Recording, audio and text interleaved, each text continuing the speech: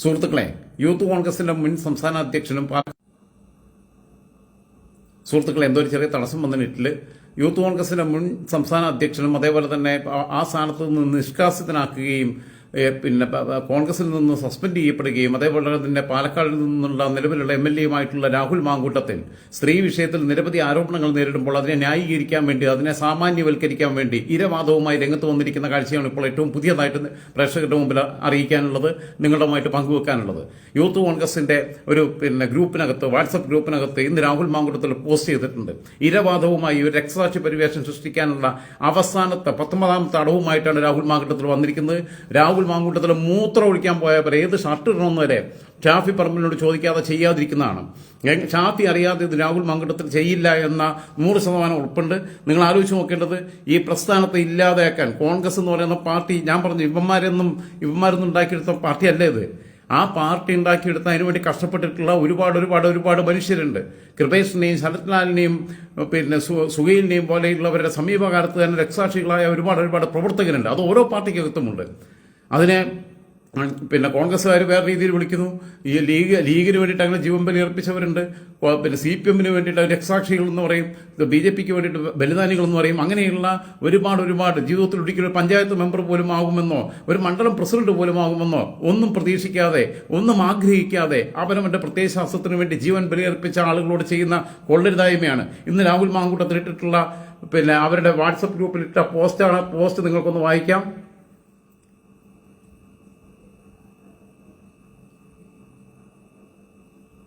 എന്നിട്ട് അതിന്റെ വിശദാംശങ്ങളിലേക്ക് ഞാൻ വരാം. ഇന്ന് വൈകുന്നേരം 4:57 കൂടിയിട്ടാണ് ഇട്ടതെന്നാണ് എനിക്ക് കിട്ടിയിട്ടുള്ള വിവരം. എന്തായാലും ആ പോസ്റ്റിൽ പറയുന്ന കാര്യങ്ങളെല്ലാം ഇങ്ങനെയാണ്. ആ പോസ്റ്റിൽ പറയുന്നത്, അതിൽ പറയുന്നത് ഈ രാഹുൽ മാങ്കൂട്ടത്തിൽ ഈ മാധ്യമങ്ങളുടെ ലക്ഷ്യം ഞാനല്ല, ഞാൻ ഒരു കണ്ണി മാത്രം.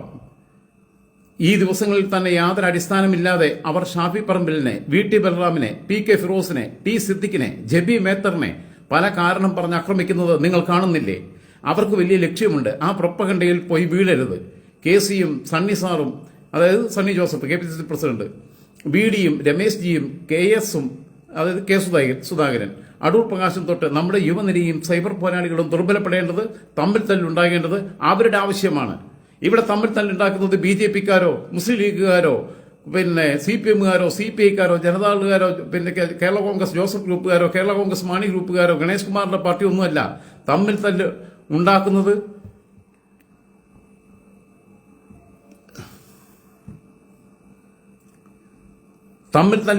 ഇവരാണ്. തമ്മിൽ തല്ലുണ്ടാക്കുന്നത്, അതാണ് അതിന്റെ സത്യം. തല തിരിഞ്ഞാണ് കാണുന്നതെന്ന് പറയുന്നുണ്ട്. എനിക്കറിയില്ല എന്തുകൊണ്ടാണ് പറ്റിയെന്നുള്ളത്. ഞാൻ വെച്ചിട്ടുള്ള പൊസിഷൻ കറക്റ്റാണ്. ഇങ്ങനെ തന്നെയാണ് വെക്കേണ്ടത്. ഓക്കെ, എന്തായിരുന്നാലും എനിക്ക് പറയാനുള്ളത് നമ്മുടെ യുവനിരയും സൈബർ പോരാളികളും ദുർബലപ്പെടേണ്ടത്, തമ്മിൽ തല്ലുണ്ടാകേണ്ടത് അവരുടെ ആവശ്യമാണ്. നേതാക്കൾ തൊട്ട് നിങ്ങൾ വരെ ദുർബലപ്പെട്ടാൽ ദുർബലമാകുന്നത് കോൺഗ്രസ് ആണ്.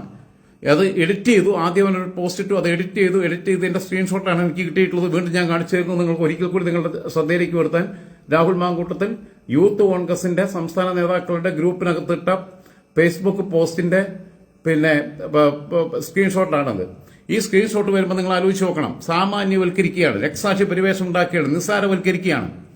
T സിദ്ദിഖിനെ ആരാണ് ഇതിലേക്ക് വലിച്ചിട്ടത്? T സിദ്ദിഖിന്റെ ഭാര്യ ഷറഫുൻ നിസയുടെ കൂടെ ഇവനിരിക്കുന്ന ഫോട്ടോ എടുത്തിട്ട്, അതായത് സഹോദര തുല്യനായിട്ട് കാണുക, ഒരു അനിയനെ പോലെ കാണുക, അപ്പോൾ ഒരുമിച്ച് ഒരു ഫോട്ടോ എടുക്കും. ഞാനൊക്കെ എൻ്റെ ഓഫീസിലുള്ള പെൺകുട്ടികളുടെ കൂടെ ഒരുമിച്ച് ഫോട്ടോ എടുക്കാറുണ്ട്. നമ്മളൊക്കെ എടുക്കുന്നില്ലേ? നമ്മുടെയൊക്കെ സുഹൃത്തുക്കളുടെ ഭാര്യമാരുടെ കൂടെയുള്ള ഫോട്ടോ ഉണ്ടാവില്ലേ? നമ്മുടെ കൂടെ ജോലി ചെയ്യുന്നവരുടെ ഫോട്ടോ ഉണ്ടാവില്ലേ? നമ്മുടെ അനിയത്തിമാരുടെ സുഹൃത്തുക്കളുടെ, അവരുടെ കൂട്ടുകാരികളുടെ കൂടെയുള്ള ഫോട്ടോ ഉണ്ടാവില്ലേ? എടുക്കാറുണ്ട്. അതെടുത്തിട്ട് ഇത്തരം ഒരു ആരോപണം, സ്ത്രീ വിഷയത്തിൽ ആരോപണം വരുമ്പോൾ ആ ഫോട്ടോ എല്ലാം കൂടി എടുത്ത് എയറിലേക്ക് ഇട്ട് കൊടുത്തത് ഇവരുടെ ഗ്രൂപ്പാണ്, ഇവരുടെ സൈബർ ഗുണ്ടകളാണ്, ഇവരുടെ സൈബർ ടീമാണ്. അതിന്റെ ആരൊക്കെയാണ് അതിന്റെ പിന്നിലുള്ള പേരുകളും ബാക്കിയുള്ളതും എല്ലാം ഞാൻ വിശദമായിട്ട് പിന്നീട് പറഞ്ഞുതരാം. ആരൊക്കെയാണ് ചെയ്യുന്നതെന്നുള്ളത് അടുത്ത ലിസ്റ്റിനകത്ത്. കോഴിത്തരം കാണിക്കുക, എന്നിട്ട് കോഴിത്തരം കാണിക്കുന്നതിന്റെ യഥാർത്ഥ വിഷയത്തിൽ നിന്ന് ശ്രദ്ധ തിരിക്കാൻ വേണ്ടി മറ്റുള്ളവരെ ഇതിലേക്ക് വലിച്ചിടുക. അച്ചുമ്മന്റെ കൂടെയുള്ള ഫോട്ടോ ഇവർ പ്രചരിപ്പിച്ചത് ഇവരുടെ നിയന്ത്രണത്തിലുള്ള സൈബർ വിങ്ങുകളാണ്. അതറിയാതെ ഈ പറയുന്ന BJP-ക്കാരും, ഈ പറയുന്ന കേരള കോൺഗ്രസ്സുകാരും, ഈ പറയുന്ന CPM-കാരും ഒക്കെ അവരിലെ സാമാന്യ ബുദ്ധിയില്ലാത്ത കുറെ എണ്ണം അവരിലും ഉണ്ടല്ലോ. ഇതേപോലെ അന്ധവരായിട്ട് വിശ്വസിക്കുന്നവര്, അവർ പോയിട്ട് ഇത് എടുത്ത് പ്രചരിപ്പിക്കും. എന്നുള്ളത് ഇവർക്കറിയാം. അതിനുവേണ്ടി ഇവർ BJPയുടെ പേരിലും CPMന്റെ പേരിലും ലീഗിന്റെ പേരിലും KSന്റെ പേരിലും BDയുടെ പേരിലും KCയുടെ പേരിലും ഒക്കെ ഗ്രൂപ്പുകൾ ഉണ്ടാക്കിയിരിക്കുക. വിവിധ ഫേസ്ബുക്ക് ഗ്രൂപ്പുകൾ, പിന്നെ അങ്ങനെയുള്ള സംവിധാനങ്ങൾ, ഫേസ്ബുക്ക് പേജുകൾ ഒക്കെ ഉണ്ടാക്കിയിരിക്കുക. എന്നിട്ട് അതിൽ ഇതിനെല്ലാം പിന്നെ വേറെ രീതിയിൽ ആക്കാൻ വേണ്ടിയിട്ട് പിന്നെ മാങ്ങാണ്ടിയുടെ പോസ്റ്റ് തലതിരിഞ്ഞാൽ ചിലപ്പോൾ കാണുള്ളൂ. കാരണം എന്ന് വെച്ചാൽ അത് മിറർ എഫക്റ്റിലാണ് കാണുക. അങ്ങനെയുണ്ട് ഫോൺ ഇങ്ങനെ പിടിക്കുമ്പം. അതിൻ്റെ വിഷയമുണ്ട്. മാങ്ങാണ്ടിയുടെ പോസ്റ്റ് ഞാനിതിന് ഈ ലൈവിന്റെ അടിയിൽ ഞാൻ കമന്റ് ആയിട്ടിടാം കേട്ടോ. പോസ്റ്റ് ഇതിനകത്ത് ആലോചിച്ച് നോക്കൂ. ഞാൻ മാത്രമല്ല ഇര എന്നതിന് വേണ്ടിയിട്ടാണ് അവൻ അതിൽ എടുത്തു പറയുന്നത്. ഈ മാധ്യമങ്ങളുടെ ലക്ഷ്യം ഞാൻ മാത്രമല്ല, ഞാനൊരു കണ്ണി മാത്രം. അതെ, പണ്ട് അന്തരിച്ചു പോയ മാർത്തോമ സഭയുടെ പരമാധ്യക്ഷനായിരുന്ന ബിഷപ്പ് ക്രിസോസ്റ്റം അദ്ദേഹം പറഞ്ഞിട്ടുള്ള അദ്ദേഹം പറഞ്ഞിട്ടുള്ള ഒരു വാക്കുണ്ട്. 100 കണ്ണികളുള്ള ഒരു ചെയിൻ, മാലയാവട്ടെ അല്ലെങ്കിൽ പിന്നെ ചങ്ങലയാവട്ടെ എന്തോ ആവട്ടെ, അതിൽ 99 എണ്ണവും സ്വർണം കൊണ്ടാണ്, ഒരെണ്ണം വാഴനാര് കൊണ്ടുള്ളതാണെങ്കിൽ ആ ചങ്ങലയുടെ അല്ലെങ്കിൽ ആ ചെയിനിന്റെ അല്ലെങ്കിൽ ആ മാലയുടെ അതിന്റെ ശക്തി തെളിയിക്കുന്നത്, അതിന്റെ കരുത്ത് പിന്നെ എത്രത്തോളം ഉണ്ടെന്ന് ബോധ്യപ്പെടുത്തുന്നത് ആ വാഴനാര് കൊണ്ടുള്ള ഒരൊറ്റ കണ്ണിയായിരിക്കും. വലിച്ചാലവ് പൊട്ടും. ബാക്കിയുള്ളതൊക്കെ സ്വർണ്ണമല്ല, ഏത് ഉരുക്ക് കൊണ്ടിട്ട് ഏത് സ്റ്റീൽ കൊണ്ടിട്ടും കാര്യമില്ല. അങ്ങനെ കോൺഗ്രസ് എന്ന് പറയുന്ന പ്രസ്ഥാനം ഇവിടെ നിൽക്കണം. ഇവിടെ ഇന്ത്യൻ യൂണിയൻ മുസ്ലിം ലീഗ് വേണം, ഇവിടെ ഭാരതീയ ജനതാ പാർട്ടി വേണം, ഇവിടെ കേരള കോൺഗ്രസ് ജോസഫ് ഗ്രൂപ്പ് വേണം, മാണി ഗ്രൂപ്പ് വേണം, RSP വേണം, CPM വേണം, CPI വേണം. അല്ലെങ്കിൽ ഏതെങ്കിലും ഒരു പാർട്ടി ഒറ്റയ്ക്കുള്ള ഭരണമാണെന്നുണ്ടെങ്കിൽ അത് ഏകാധിപത്യ പ്രവണതയിലേക്ക് പോകും. ബംഗാളിൽ മമത കാണിച്ചു കൂട്ടുന്ന പോലെ തോന്നിവാസം അവിടെ CPMനും കോൺഗ്രസുകാർക്കൊക്കെ അടിയിട്ടിക്കൊണ്ടിരിക്കുക, BJPക്കാർക്കൊക്കെ നിരത്തി. അങ്ങനെയുള്ള ഏകാധിപത്യത്തിലേക്ക് പോകും. ഉത്തര കൊറിയയിലെ കിമ്മുനെ പോലെയുള്ള വേട്ടപ്പട്ടിക്ക് ആളുകളെ പിന്നെ വലിച്ചെറിഞ്ഞു കൊടുക്കുന്ന, സ്വന്തം അമ്മാവനെ വരെ വലിച്ചെറിഞ്ഞു കൊടുക്കുന്ന രീതിയിലുള്ള വൃത്തികേടുകളിലേക്ക് പോകും. റഷ്യയിലെ പുടിൻ കാണിക്കുന്ന പോലെയുള്ള തോന്നിവാസത്തിലേക്ക് പോകും. അതാണ് ഏകാധിപത്യം. ജനാധിപത്യത്തിന്റെ സൗന്ദര്യം എന്ന് പറയുന്നത് എല്ലാ പാർട്ടികളും നിലനിൽക്കുന്നതാണ്. ആ പാർട്ടികളെ നിലനിർത്താനുള്ള അവസരമാണ് ഇവർ പിന്നെ ഇല്ലാതാക്കിക്കൊണ്ടിരിക്കുന്നത്. ഞാൻ പറഞ്ഞല്ലോ, സ്വർണം കൊണ്ടുള്ള 99 കണ്ണികളുള്ള ഒരു ചെയിനാണ് ഇന്ത്യൻ നാഷണൽ കോൺഗ്രസ് എന്ന പാർട്ടി എന്ന് സങ്കല്പിച്ചാൽ തന്നെയും അതിനുള്ള പരിപൂർണ്ണമായിട്ട് എനിക്ക് യോജിപ്പില്ല. പക്ഷേ 98 അങ്ങനെയാണെന്ന് കൂട്ടിക്കോ. ഈ ഷാഫിയും ഈ രാഹുൽ എന്ന് പറയുന്ന 2 എണ്ണം മതി. ഈ 2 ചീഞ്ഞ വള്ളികൾ മതി അതിൽ ആ മാല പൊട്ടിച്ച് കളയാൻ. ഒരൊറ്റ പിടുത്തം പിടിച്ചു കഴിഞ്ഞാൽ പൊട്ടിപ്പോവും. ഈ നാടത്തിനെല്ലാം കൂട്ടു നിൽക്കുക. ഇപ്പം പൂവമ്പഴം കൊണ്ട് കടുത്തിറക്കുക, കത്തി കൊണ്ട് കുത്തിക്കൊല്ലാൻ വരുന്നവനെ നമുക്ക് തിരിച്ചറിയാൻ പറ്റും. സ്നേഹം നടിച്ച് പൂവമ്പഴം കൊണ്ട് കടുത്തിറക്കുന്നവനവൻ നിങ്ങളെ സ്നേഹിച്ച് കൊല്ലുകയാണ് ചെയ്യുന്നത്. സാമാന്യവൽക്കരിക്കുക. അവർ കൂടെ പിടിക്കുന്നത് ഷാഫി പറമ്പിലും കൂടെ പിടിച്ചോ. ഷാഫി പറമ്പിൽ ഇവനെ പ്രൊട്ടക്ട് ചെയ്യണമെന്നുണ്ടെങ്കിൽ ഷാഫി പറമ്പിലിനെ എവിടെയോ കൊടുങ്ങാൻ എന്തോ ഉണ്ട്. നീയുമായിട്ടുള്ള ബന്ധം അത്ര വിശുദ്ധമല്ല എന്ന് തന്നെ ഉറപ്പിച്ച് പറയുക. ഞാൻ പലവട്ടം ചലഞ്ച് ചെയ്തിട്ടുണ്ട്. 2 എണ്ണത്തിനെയും തൻ്റെ ഉണ്ടെങ്കിൽ പോയിട്ട് കേസ് കൊടുക്കണം. ക്രിമിനൽ കേസ് ഫയൽ ചെയ്യേ, മാനനഷ്ട കേസിന് നോട്ടീസ് അയക്കേ, ഡിഫാമേഷന്. ഞാനിപ്പോൾ ഡിഫാമേഷൻ കേസ് ഞാൻ കൊടുത്തിട്ടുണ്ടല്ലോ. എനിക്കെതിരെ ഒരു മാധ്യമ പ്രവർത്തക ഇല്ലാത്ത പ്രചാരണം നടത്തിയപ്പോൾ കൊണ്ടുപോയി കൊടുത്തിട്ടുണ്ടല്ലോ. എന്നിട്ട് ഇതിനെല്ലാം പിന്നെ കൊണ്ടുവന്ന് വേറെ രീതിയിൽ ഇതാക്കുക. ഷറഫുന്നിസയുടെ കൂടെയുള്ള ഫോട്ടോ എടുത്തിടുക. എന്നിട്ട് അത് കുറെ ആൾക്കാർ പാവ ഈ ഷറഫുന്നിസയുടെ ഒപ്പം സിദ്ദിഖാക്കയുടെ ഭാര്യയുടെ കൂടെയുള്ള ഫോട്ടോ വരെ എടുത്തിട്ടാണല്ലോ ഇവങ്ങനെ ആരോപണം ഉന്നയിക്കുന്നത്. കാരണം ഒരിക്കലും വിശ്വസിക്കാൻ കഴിയാത്ത ആളുകളെ ചിത്രത്തിലേക്ക് പിടിച്ചിടുക. അങ്ങനെ എത്രയെത്ര കുട്ടികൾ ഇവരുടെ കൂടെ സെൽഫി എടുത്തിട്ടുണ്ടാവും. എത്രയെത്ര വനിതാ നേതാക്കന്മാർ, എത്രയെത്ര പിന്നെ യൂത്ത് കോൺഗ്രസിന്റെ വനിതാ പ്രവർത്തകർ, KSUവിന്റെ വനിതാ നേതാക്കന്മാർ ഇവരുടെ കൂടെ ഫോട്ടോ എടുത്തിട്ടുണ്ടാവും. എത്രയെത്ര DYFID SFID ഒക്കെ നേതാക്കന്മാര്, പിന്നെ നമ്മുടെ അല്ലെങ്കിൽ നേതാക്കന്മാരുടെ ഭാര്യമാർ, അവരുടെ മക്കൾ ഒക്കെ നമ്മുടെ സ്വരാജിന്റെ കൂടെയും മറ്റേ DYFIയുടെ ബാക്കിയുള്ള ആൾക്കാർ അവരുടെ കൂടെയൊക്കെ ഫോട്ടോ എടുത്തിട്ടുണ്ടാവും. ആരുടെയൊക്കെ കൂടെ ചിന്താചരവും ഫോട്ടോ എടുത്തിട്ടുണ്ടാവും. ആരുടെയൊക്കെ കൂടെ ഇവിടെ ദീപ്തി മേരി വർഗീസ് കോൺഗ്രസിന്റെ നേതാവ് ഏതൊക്കെ പിന്നെ പുരുഷ നേതാക്കന്മാരുടെ കൂടെ ഫോട്ടോ എടുത്തിട്ടുണ്ടാവും.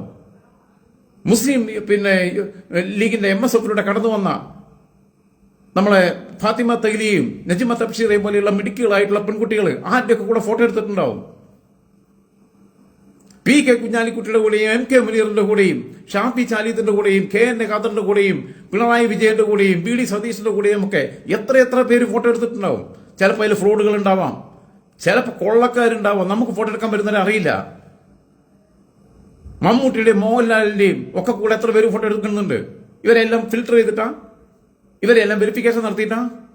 ഇവ നാറിയാണെന്ന് അറിഞ്ഞിട്ടുണ്ടെങ്കിൽ ഒരൊറ്റൊന്നും ഫോട്ടോ എടുക്കാൻ പോവില്ലല്ലോ. ഇപ്പം ആരും പോവില്ലല്ലോ.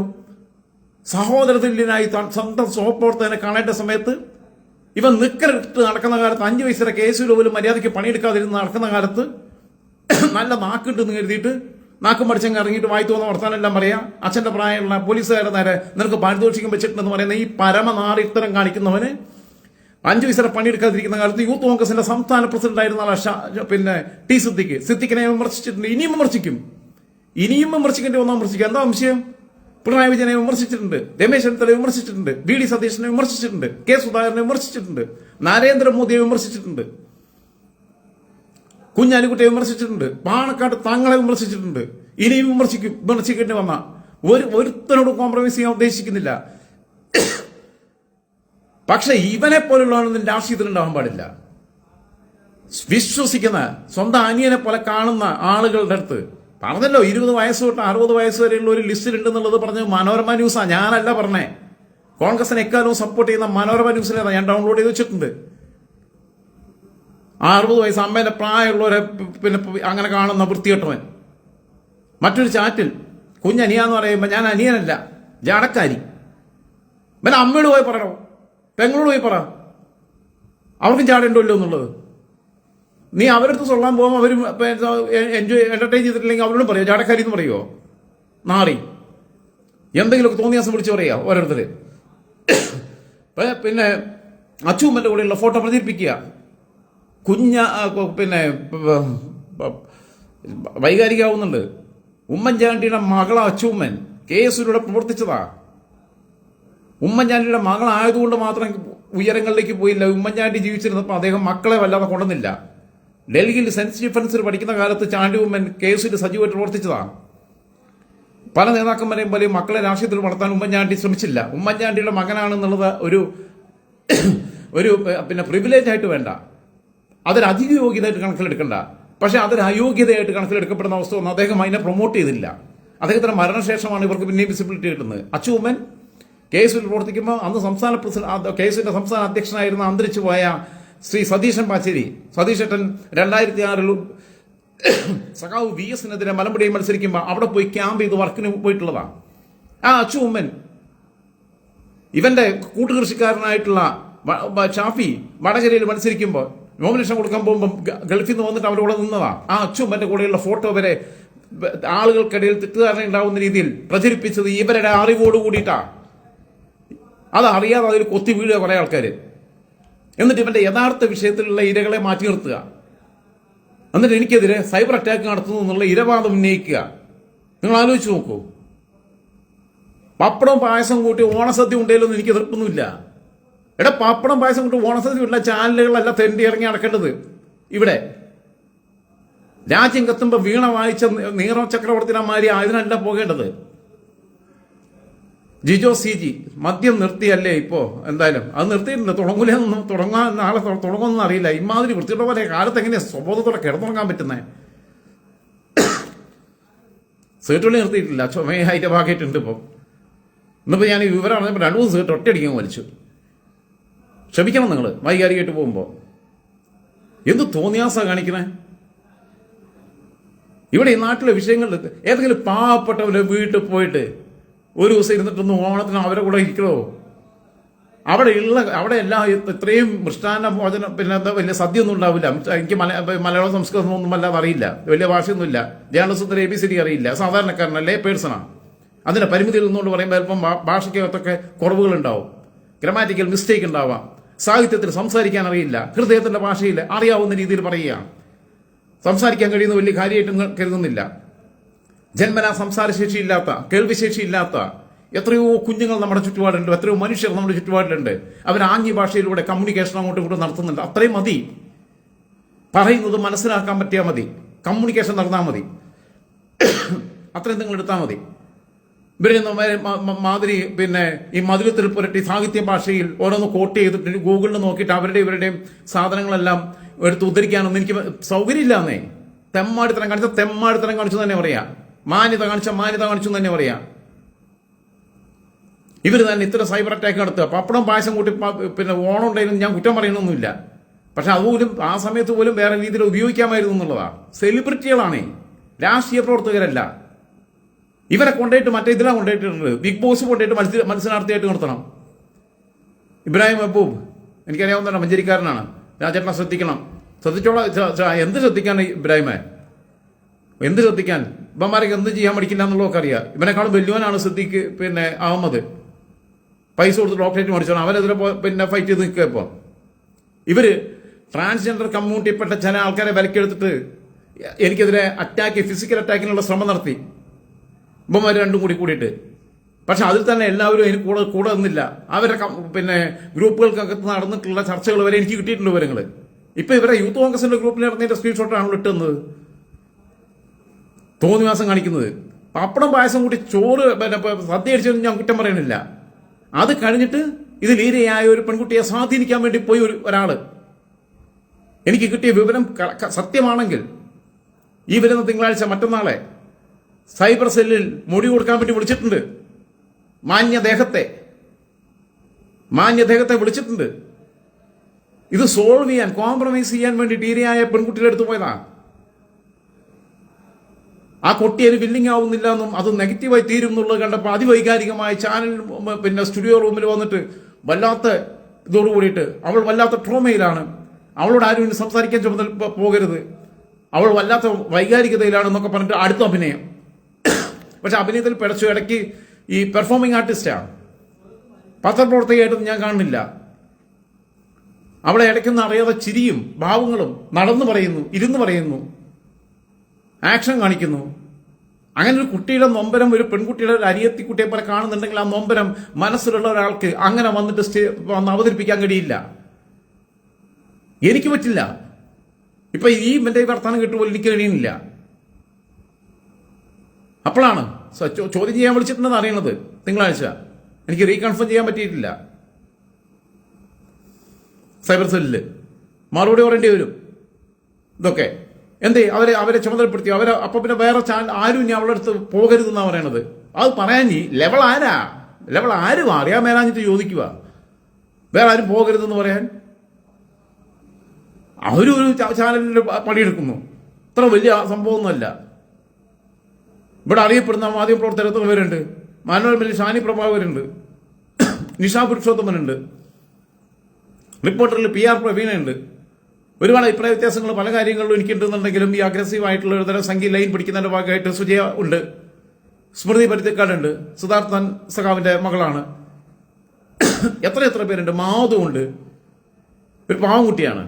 ക്യാമറയുടെ മുമ്പിൽ വാർത്ത അവതരിപ്പിക്കുമ്പോൾ പുലിക്കുട്ടിയാ, അല്ലാതെ എലിക്കുട്ടിയാ, വെറും സാധുവാണ്, സ്നേഹമുള്ള ഒരു പെൺകുട്ടിയാ. അടുത്തറിയുന്നവർക്ക് സ്വന്തം അനിയത്തി കുട്ടിയെ പോലെ തോന്നുന്ന മാതിരിയുള്ളൊരു പെൺകുട്ടിയാ. മാന്യമായിട്ട് ജീവിക്കുന്നുണ്ട്.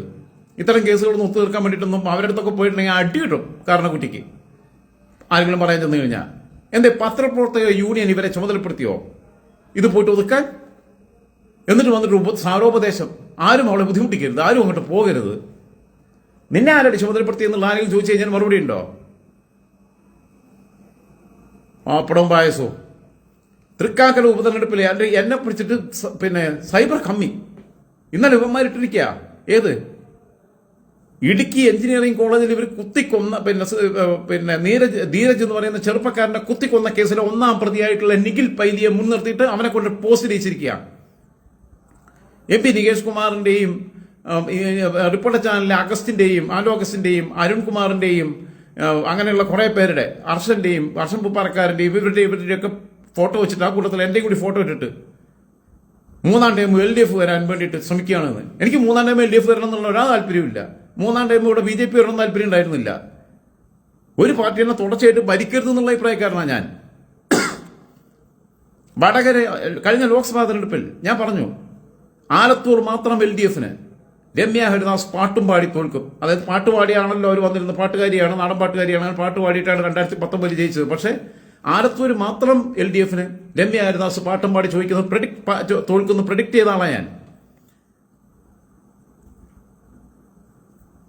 തൃശ്ശൂർ പക്ഷേ സുരേഷ് ഗോപി അല്ല സുനിൽകുമാർ ജയിക്കുന്നുള്ള പ്രതീക്ഷയായിരുന്നു എനിക്കുണ്ടായിരുന്നത്. പക്ഷേ ആ പൂരത്തോട് കൂടിയിട്ട് ഞാനത് മാറ്റി പറഞ്ഞു.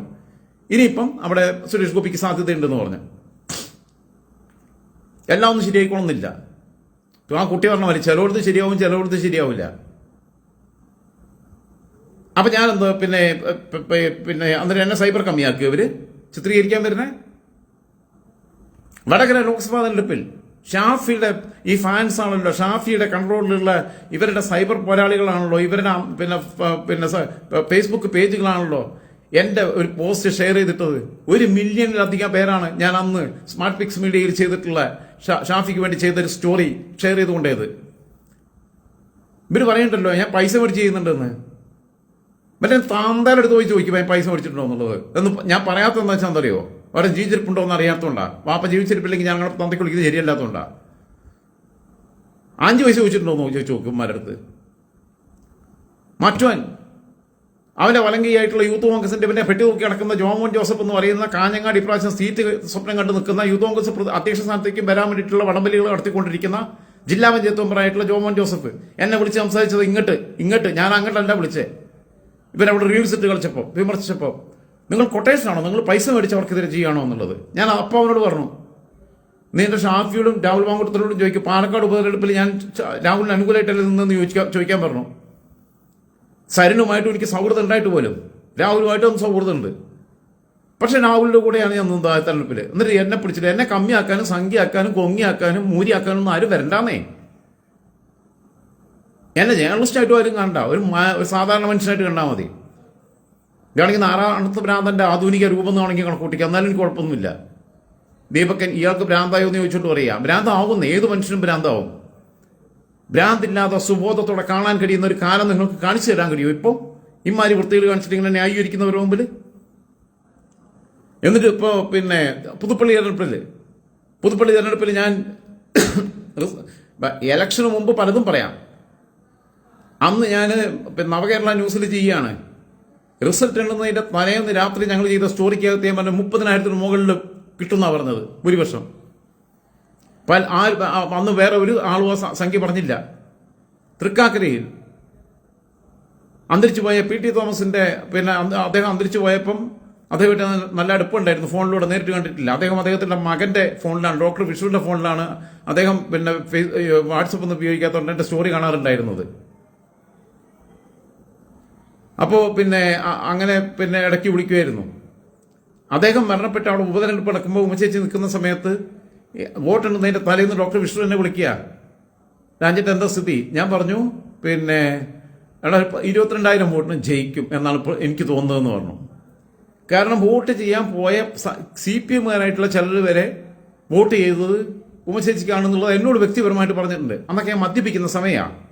വൈകുന്നേരം ആകുമ്പോൾ അങ്ങനത്തെ കമ്പനികൾ പലരും ഉണ്ട്. അതിൽ സഖാക്കളുണ്ടാവും, കോൺഗ്രസ്സുകാരുണ്ടാവും, മറ്റവരുണ്ടാവും, എല്ലാവരും ഉണ്ടാവും. മുസ്ലിം ലീഗുകാരും BJP-ക്കാരും പിന്നെ പൊതുവെ അങ്ങനെ മദ്യപിക്കുന്നവരുടെ എണ്ണം വളരെ കുറവാണ് താരതമ്യേന അവരുടെ കൂട്ടത്തിൽ. അപ്പൊ എന്താന്ന് വെച്ച് കഴിഞ്ഞാൽ അന്ന് ഞാൻ അങ്ങനെ പറഞ്ഞു. മാത്രമല്ല പിറ്റേന്ന് വോട്ട് എണ്ണിക്കൊണ്ടിരിക്കുമ്പോൾ 22,000 കവർ ചെയ്യുമ്പോൾ വിഷ്ണു നന്ദിപൂർവ്വം എന്നെ ഓർത്തു. വിഷ്ണു എന്നെ വിളിക്കുക, ഞാനപ്പം നിലമ്പൂരാളെ രാജേട്ടൻ പറഞ്ഞ സംഖ്യ കഴിഞ്ഞു എന്ന് പറഞ്ഞു. 25,000 മുകളിൽ വോട്ടിൽ ഭൂരിപക്ഷം കിട്ടി. എന്നിട്ട് എന്നെ പിടിച്ചിട്ട് എന്തെങ്കിലും പാർട്ടിയുടെ ലെവലിലാക്കുക. ഞാൻ നിലവിലൊരു പാർട്ടിയിൽ വാങ്ങല്ല. അശോക് മാത്യു അഞ്ചേരി എന്ന് പറയുന്ന ആള് എഴുതിയിരിക്കുകയാണ്, നീ DYFI ഏരിയ സെക്രട്ടറി അല്ലായിരുന്നോ? ഞാൻ DYFIയുടെ ഏരിയ സെക്രട്ടറി ആയിട്ടില്ല, SFIയുടെ ഏരിയ സെക്രട്ടറി ആയിട്ടില്ല. ഞാൻ SFIയിൽ പ്രവർത്തിച്ചിട്ടുണ്ട്, DYFIയിൽ പ്രവർത്തിച്ചിട്ടുണ്ട്, ഒക്കെ ഉണ്ട്. ഞാൻ ഗൾഫിലാകുമ്പോൾ കോൺഗ്രസിന്റെ സംഘടനയിലെ CPMന്റെ സംഘടനയായിട്ട് സഹകരിച്ചിട്ടുണ്ട്. പിന്നെ അവരോട് പരിപൂർണമായിട്ട് അകന്നിട്ടുണ്ട്. പിന്നെ കോൺഗ്രസിന്റെ സംഘടനയായിട്ടുള്ള ഇൻഗാസ്, മുസ്ലിം ലീഗിന്റെ സംഘടനയായിട്ടുള്ള KMCC, ജമാഅത്ത് ഇസ്ലാമിയുടെ വേദികൾ, മുജാഹിദുകളുടെ വേദികൾ, കാന്തപുരം വിഭാഗത്തിന്റെ വേദികൾ, ഇവിടെയൊക്കെ പ്രസംഗിക്കാൻ പോയിട്ടുണ്ട്. നിങ്ങൾ എന്നെ എവിടെയും പിന്നെ കൊണ്ടുവന്നിട്ട് എവിടെയും കൊണ്ട് എനിക്ക് ലേബൽ ചെയ്യണ്ട. അപ്പൊ എന്തായാലും എന്റെ വിഷയത്തിൽ നിന്ന് മാറുന്നില്ല. നിങ്ങളെ കമന്റുകൾക്ക് അനുസരിച്ച് മറുപടി പറയാൻ നിന്ന വിഷയത്തിൽ നിന്ന് ഡൈവേർട്ട് ചെയ്തു പോകും. ഇപ്പൊ ഇവിടെ ഒരു യാത്ര എടുത്ത പിന്നെ ഞാൻ പറഞ്ഞു, ആലത്തൂരുടെ കാര്യം പറഞ്ഞു, പാലക്കാട് കാര്യം പറഞ്ഞു, വടകരയിലെ കാര്യം പറഞ്ഞു, തൃക്കാക്കരയിലെ കാര്യം പറഞ്ഞു, പുതുപ്പള്ളിയിലെ കാര്യം പറഞ്ഞു. പിന്നെ ഇത് ആലോചിച്ച് നോക്ക്. ഫിറോസിന്റെ അനിയൻ PK ഫിറോസ് അവിടെ റീൽസ് ഇട്ട് കളിച്ചപ്പോൾ ഞാൻ ഫിറോസിനെ നിശബ്ദമായി വിമർശിച്ചിട്ടുണ്ട്. ഇവരുടെ കൂടെ പോയപ്പോൾ ഫിറോസ് ഡീഗ്രേഡ് ചെയ്യപ്പെടുകയാണെന്ന് പറഞ്ഞിട്ടുണ്ട്. പക്ഷെ ഫിറോസിന്റെ അനിയന്റെ മറ്റേ പിന്നെ ആ കേസ് വന്നപ്പം ഞാൻ ഫിറോസിന് അനുകൂലമായിട്ടാണ് നിന്നത്. അനിയൻ എന്തെങ്കിലും പ്രായപൂർത്തിയായ അനിയൻ എന്തെങ്കിലും ചെയ്തു കഴിഞ്ഞാൽ ഫിറോസിന് ഇങ്ങനെ ഉത്തരവാദിയാകുമെന്ന് ഞാൻ ചോദിച്ചിട്ടുണ്ട്. നമ്മളെ നീതിബോധവും നമ്മളെ ന്യായബോധവും നമ്മൾ വെക്കുക. സ്വന്തം അനിയൻ ലഹരിക്ക് അടിമയാകണമെന്ന് ഫിറോസ് പിന്നെ ആഗ്രഹിക്കുമെന്ന് ചോദിച്ചിട്ടുള്ളത്. പക്ഷെ ഫിറോസിനെതിരെ ഇപ്പോൾ ഉയർന്ന ആരോപണങ്ങളിൽ ഫിറോസിനെ ന്യായീകരിക്കാൻ ഞാൻ വന്നിട്ടില്ല അതുവരെ. കെട്ടിച്ചെല്ലു ഉയർത്തിയ വിഷയങ്ങൾ ഞാനത് പഠിച്ചുകൊണ്ടിരിക്കുകയാണ്. പഠിച്ച ശേഷം എൻ്റെ അഭിപ്രായം പറയും. എല്ലാ പാർട്ടികളും നിൽക്കണം. യഥാർത്ഥ കോൺഗ്രസ്സുകാർ ഇവരുടെ ഈ വ്യാജ പ്രചാരണങ്ങളിൽ പെട്ടുപോകരുത്. ഇവര് സണ്ണി ജോസഫിനെയും പിന്നെ അത് സണ്ണി സാർ എന്ന് പറയണേ KC വേണുഗോപാലിനെയും BDക്കെതിരായിട്ടുള്ള ഈ വൃത്തികെട്ട പ്രചാരണങ്ങൾ വരെ നടത്തിയത് ഇവർ തന്നെയാണ് മുമ്പിൽ നിന്നിട്ടുള്ളത്. അതോടൊപ്പം തന്നെ സിദ്ദിഖിനെയും ജബി മേത്തറിനെയും ഒക്കെ ആക്രമിക്കാനുള്ള ടൂൾ ഇട്ടുകൊടുത്തിട്ടുള്ളത് ഇവരുടെ അറിവോട് കൂടിയിട്ടാണ് എന്നുള്ള കാര്യം നിങ്ങൾക്ക് ബോധ്യം ഉണ്ടാവണം. എന്നിട്ട് അവരെയും ഇവരെയും സമീകരിക്കുക. ഏത് അവർക്കെതിരെ രാഷ്ട്രീയ വിമർശനങ്ങൾ ഉണ്ടാവണേ. അത് ഇനി വിമർശിക്കണ്ടോന്നാ ഇനി വിമർശിക്കുന്നേ. അവരിവരെ പ്രൊട്ടക്ട് ചെയ്താൽ പ്രൊട്ടക്ട് ചെയ്യുന്നവർക്കെല്ലാം ഇതിൽ കൂട്ടുകച്ചവടം ഉണ്ടെന്ന് ഞാൻ ഇനിയും പറയും. എന്താ സംശയം? ഇപ്പൊ സച്ചിൻ പൈലറ്റും പ്രിയങ്ക ഗാന്ധിയും രാഹുൽ ഗാന്ധിയും DK ശിവകുമാറും തെലങ്കാന മുഖ്യമന്ത്രി രേവന്ത് റെഡ്ഡിയൊക്കെ വന്നിട്ട് കേരളത്തിലെ യാത്ര നടത്താൻ വേണ്ടി പോവുക. ആദ്യം ഇവനെടുത്തിട്ട് ഇവന്മാരെടുത്ത് പുറത്തിടണം. ഇവനെ സംരക്ഷിക്കുന്ന ഷാഫി പറമ്പിലിനൊക്കെ എന്ന് പറഞ്ഞു കഴിഞ്ഞാൽ കേരളത്തിൽ കോൺഗ്രസ് ബഹിഷ്കരിക്കണം. കോൺഗ്രസ് നടപടിയെടുത്ത യൂത്ത് കോൺഗ്രസിന്റെ അധ്യക്ഷ സ്ഥാനത്ത് നീക്കിയവൻ എങ്ങനെയാണ് പിന്നീട് ഇത്രയും ഫേസ്ബുക്ക് ഗ്രൂപ്പുകൾ അല്ല വാട്സപ്പ് ഗ്രൂപ്പുകൾക്കകത്ത് അംഗമാണ് ആകുന്നതെന്നുള്ളത് പരിശോധിക്കപ്പെടണം. അംഗമായതുകൊണ്ടാണല്ലോ അവനോട് പോസ്റ്റ് ഇടാൻ പറ്റിയത്. ഈ കെണിയിൽ കോൺഗ്രസ് എന്ന രാഷ്ട്രീയ പാർട്ടി ഇവിടെ വേണോ വേണ്ടെന്നുള്ളതൊക്കെ അവർ തീരുമാനിക്കുക. ഞാൻ ആ പാർട്ടിയുടെ ആളല്ല. CPM വേണോ വേണ്ടെന്നുള്ള അവർ തീരുമാനിക്കുക. ഇതൊന്നും ഇല്ലാതാക്കാനാണ് തീരുമാനം എന്നുണ്ടെങ്കിൽ അങ്ങനെ പോട്ടെ, എനിക്കൊരു പുല്ലുമില്ല. ഞാൻ വോട്ട് ചെയ്യാൻ കുറെ നാളായിട്ട് പോകാറില്ല. അപ്പോൾ ഇപ്രാവശ്യം പോണോ വേണ്ടെന്നുള്ളത് തീരുമാനിച്ചിട്ടൊന്നുമില്ല. 2026 മണ്ഡലത്തിൽ നിൽക്കുന്ന സ്ഥാനാർത്ഥികളിൽ താരതമ്യേന നല്ല സ്ഥാനാർത്ഥി ഏതെങ്കിലും ഉണ്ടെങ്കിൽ വോട്ട് ചെയ്യാൻ പോകും. ഇല്ലെങ്കിൽ നോട്ടയ്ക്ക് കുത്താൻ വേണ്ടി ഞാനെന്തിനാ ഇവിടുന്ന് പിന്നെ മലപ്പുറം വരെ വട്ടിക്കുരി മുടക്കി പോണത്? കൊള്ളാവുന്ന സ്ഥാനാർത്ഥികളെ നിർത്താമെന്നുണ്ടെങ്കിൽ പോകും, ഇല്ലെങ്കിൽ പോവില്ല. ആരും കൊള്ളാത്തവരാണെങ്കിൽ ഞാൻ പോവുകയില്ല. നോക്കെന്നാ ഇവരുടെ ഈ വൃത്തികേടുകളെ അംഗീകരിക്കുന്നവരും അതിന് കൂട്ടു നിൽക്കുന്നവരും ചെയ്യുന്നത് സാമൂഹിക വിരുദ്ധതയാണ്. കോൺഗ്രസ്സുകാർ അത്തരം കെണിയിൽ വീണ് കഴിഞ്ഞാൽ നിങ്ങൾ ഇരിക്കുന്ന കൊമ്പ് വെട്ടിമുറിക്കുന്നവരാണ് എന്ന് കോൺഗ്രസിന്റെ പ്രവർത്തകരെ, മുസ്ലിം ലീഗിന്റെ പ്രവർത്തകരെ, UDFന്റെ പ്രവർത്തകരെ പ്രത്യേകം ഓർമ്മപ്പെടുത്തുകയാണ്. അതേപോലെ തന്നെ ഇവരിടുന്ന ഇത്തരം അച്ചൂമ്മന്റെ കൂടെയുള്ളതും സിദ്ദിഖിന്റെ ഭാര്യയുടെ കൂടെയുള്ളതും അങ്ങനെയുള്ള പോസ്റ്റുകളും പപ്പടവും പായസം അത് പിന്നെയും കുഴപ്പമില്ല. ഒരു ഭാഗികമായിട്ടൊക്കെ അതിനകത്ത് ചില വിഷയങ്ങളൊക്കെ ഉള്ളതുകൊണ്ട് മറ്റേതൊക്കെ അങ്ങനെയുള്ള ആരെങ്കിലും കൂടെയൊക്കെ ഉള്ള ഫോട്ടോ എടുത്തിട്ടുണ്ടെങ്കിൽ ആ ഫോട്ടോകൾ എടുത്ത് നിങ്ങൾ പ്രചരിപ്പിക്കണമെന്നാണ് അവർ ആഗ്രഹിക്കുന്നത്. അതുകൊണ്ട് തന്നെ CPMന്റെയും BJPയുടെയും പ്രവർത്തകർ ശ്രദ്ധിക്കേണ്ടത് അത്തരം പോസ്റ്റുകൾ വന്നു കഴിഞ്ഞാൽ അത് കണ്ണടച്ച് വിശ്വസിച്ച് ഷെയർ ചെയ്തുകൊണ്ടിട്ടിട്ട് ഇവരുദ്ദേശിക്കുന്ന ഇവരുടെ കയ്യിലെ ആയുധമായി അറിയാതെ നിങ്ങൾ മാറരുത് എന്ന് അവരോടും ഇവരെ തലയിലേറ്റ് കൊണ്ടു നടക്കരുത്, ഇവരോടുള്ള ആരാധന മൂത്തിട്ട് വട്ടായി പോയിട്ട് സ്വന്തം പ്രസ്ഥാനത്തെ ഇല്ലാതാക്കരുതെന്ന് കോൺഗ്രസിന്റെയും ലീഗിന്റെയും ആളുകളോട് ഓർമ്മപ്പെടുത്തിക്കൊണ്ട് കാര്യങ്ങൾ ഞാൻ പലപ്പോഴും പറയുന്നത് പോലെ യുക്തിപൂർവ്വം അവതരിപ്പിക്കുക എന്നല്ലാതെ കേട്ടിരിക്കുന്നവർക്ക് മുഴുവൻ യുക്തി ഉണ്ടാക്കി കൊടുക്കുക എന്നത് എന്റെ പണിയല്ലാത്തതുകൊണ്ട് അതിന് ഞാൻ മെനക്കെടുന്നില്ല. തൽക്കാലം നിങ്ങളോട് വിട പറയുന്നു. ശുഭരാത്രി.